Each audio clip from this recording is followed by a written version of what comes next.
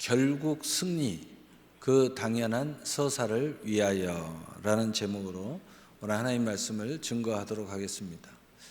연약한 상태, 이 고난의 상태는 과정일 뿐이며 하나님의 손을 잡은 자의 엔딩은 반드시 창대한 승리로 귀결됩니다. 모든 서사의 주인공은 결말을 알고 있습니다. 모든 역사의 위대한 서사의 주인공은 결말을 믿고 나아가는 사람들이었습니다. 모든 위대한 영화나 소설에는 갈등과 유기가 있습니다. 하지만 주인공이 결말을 알고 있다면, 믿고 있다면 그 유기는 더 이상 두려움이 아닌 극적인 장치가 됩니다. 그리스도인의 삶도 마찬가지입니다. 우리는 이미 승리가 보장된 서사 속에 살고 있습니다. 우리의 삶은 우연의 파편들이 모인 결과물이 아닙니다. 하나님 입장에서 볼 때 성도들의 삶은 하나님의 계획의 작정 아래 놓여 있습니다. 세상은 고난을 비극이라 부르지만 그리스도인에게 고난은 승리로 가기 위한 필수적인 신앙 고백의 서사입니다. 욥기 8장 7절은 단순히 물질적 보상을 약속하는 기복적 문구가 아닙니다. 이는 하나님께서 당신의 자녀를 결코 미약함 속에 내버려 두지 않으신다는 언약의 신실함에 기초한 하나님의 선포입니다. 오늘 본문을 통해 우리 인생의 결말이 왜 승리일 수밖에 없는지 나누고자 합니다. 첫째는 미약함은 결핍이 아니라 시작의 조건입니다. 내 시작은 미약하였으나 많은 이들이 현재의 미약함을 실패의 증거로 오해합니다. 하지만 성경에서 미약함은 하나님의 능력이 개입하시기 가장 좋은 빈 도화지와 같습니다. 지금 내 손에 쥔 것이 적고 내 상황이 초라해 보인다면 그것은 곧 하나님께서 행하실 위대한 일의 출발선에 서 있다는 증거입니다. 미약함을 부끄러워하지 말고 창대한 미래를 위한 필수적인 첫 장으로 받아들이십시오. 말씀과 기도의 사람으로 하나님 앞에 서면 됩니다. 미약함은 영성 생활에서 자기 부인의 상태를 의미합니다. 하나님은 우리가 가득 차 있을 때 일하시지 않습니다. 우리가 미약함의 단계, 즉 영적 파산 상태에 이를 때 비로소 하나님의 은혜가 유입될 공간이 생깁니다. 지금 여러분이 느끼는 무력감은 실패의 징조가 아닙니다. 오히려 내 자아를 비우고 하나님의 그 전능하심을 채우는 케노시스의 시간입니다. 미약함은 창대함으로 가기 위한 신성한 전제 조건이 됩니다. 성경에서 요셉의 시작은 참으로 미약함을 넘어 비참함에 가까웠습니다. 형제들에게 배신당해 구덩이에 던져졌고 이방 땅의 노예로 팔려갔습니다. 억울한 누명을 쓰고 감옥의 깊은 수렁에 갇혔습니다. 하지만 요셉의 유대함은 그가 상황을 본 것이 아니라 자신을 이끌고 가시는 하나님의 서사를 신뢰했다는 점에 있습니다. 이때 하나님의 일하심이 나타납니다. 감옥 안에서의 요셉을 상상해 보십시오. 승리는커녕 내일의 생존조차 불투명한 미약함의 극치였습니다. 하지만 성경은 반복해서 기록합니다. 여호와께서 요셉과 함께 하심으로 그가 형통한 자가 되어 아멘. 신학적으로 이것은 은닉된 승리라고 말합니다. 겉으로는 패배한 노예 같았으나 하나님은 감옥에서 인큐베이터 안에서 요셉을 애굽의 총리로 빚고 계셨던 것입니다. 결국 때가 되어 애굽의 총리의 자리로 나아가 하나님의 뜻을 성취한 것입니다. 두 번째로 과정의 인내는 승리를 당연하게 만듭니다. 욥기의 서사는 고난으로 시작하지만 결국 갑절의 복으로 끝납니다. 결국 이 결국 승리라는 서사를 완성하는 힘은 포기하지 않는 믿음입니다. 승리는 우연히 오는 로또가 아닙니다. 하나님을 신뢰하며 걷는 하루하루가 쌓여 만들어지는 당연한 결과입니다. 지금 겪는 연단은 당신의 서사를 더욱 풍성하고 가치 있게 만드는 과정일 뿐입니다. 승리는 정지된 결과가 아니라 하나님의 섭리에 반응하며 걸어가는 과정 전체를 포함합니다.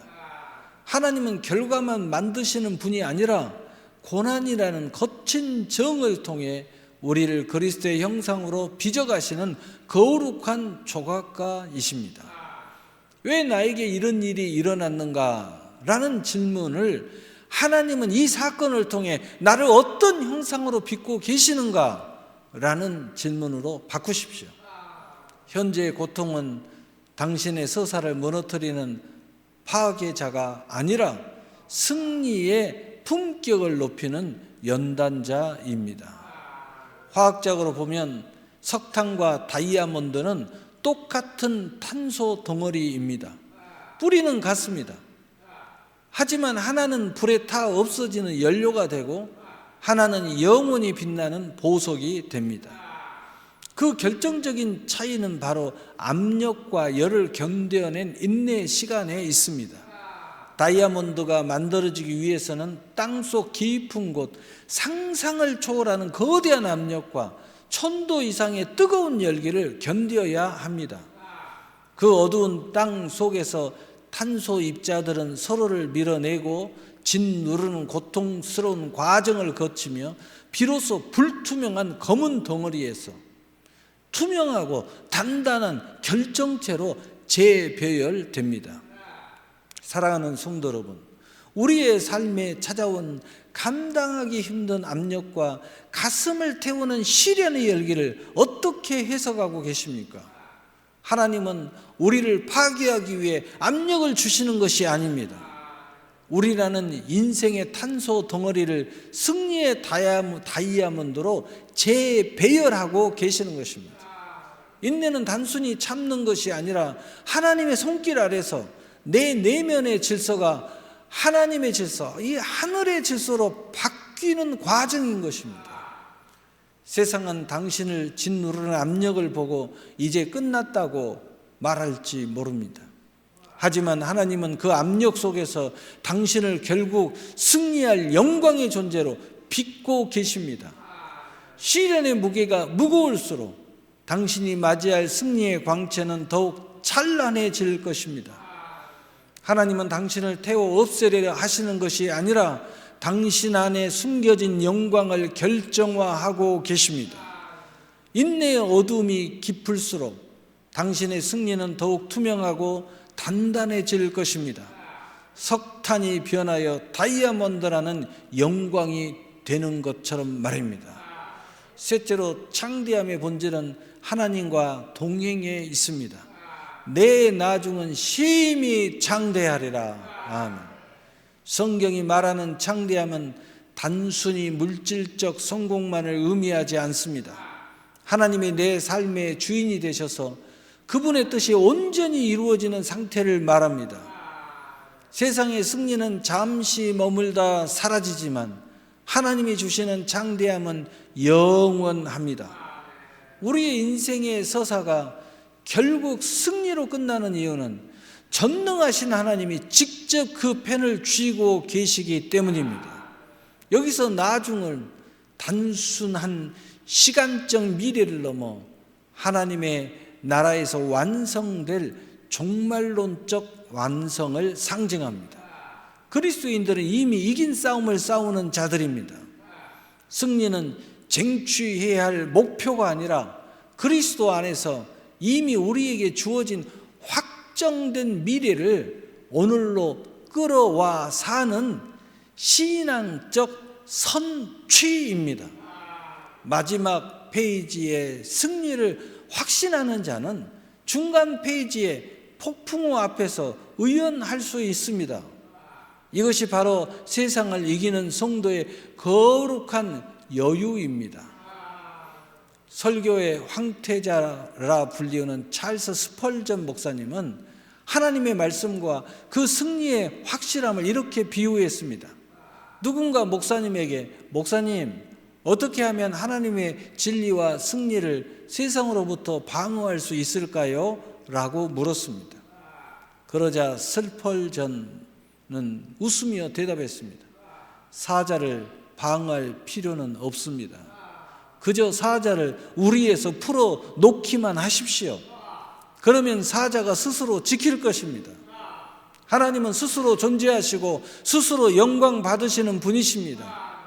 우리는 모든 것의 시작과 나중이신 하나님과 동행하고 있는 하나님의 자녀들입니다.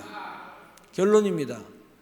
여러분의 서사는 이제 창대함을 향해 달려가고 있습니다.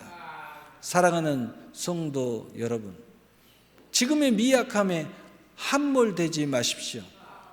여러분의 인생 책 제목은 이미 결국 승리라고 적혀 있습니다. 하나님께서는 여러분의 고통스러운 페이지를 넘겨 가장 찬란한 마지막 장을 준비하고 계십니다. 그 당연한 서사를 믿음으로 취하며 당당히 오늘을 승리하십시오. 하나님의 영광이라는 마침표를 향하여 우리의 서사는 내가 주인공이 되어 나의 영광을 구하는 이야기가 아닙니다. 하나님의 영광이 나의 삶을 통해 드러나는 과정입니다. 그러므로 우리의 승리는 당연합니다. 하나님의 열심히 당신을 포기하지 않으시기 때문입니다. 사랑하는 성도 여러분, 여러분의 인생 책장을 덮지 마십시오. 하나님께서는 지금 당신의 미약한 오늘의 재료 삼아서 가장 눈부신 창대함의 장을 집필하고 계십니다. 결국 승리라는 그 당연한 서사의 주인공으로 당당히 걸어가셔서 하나님의 모든 영광에 참여하시기를 우리 주 예수 그리스도의 이름으로 축복합니다.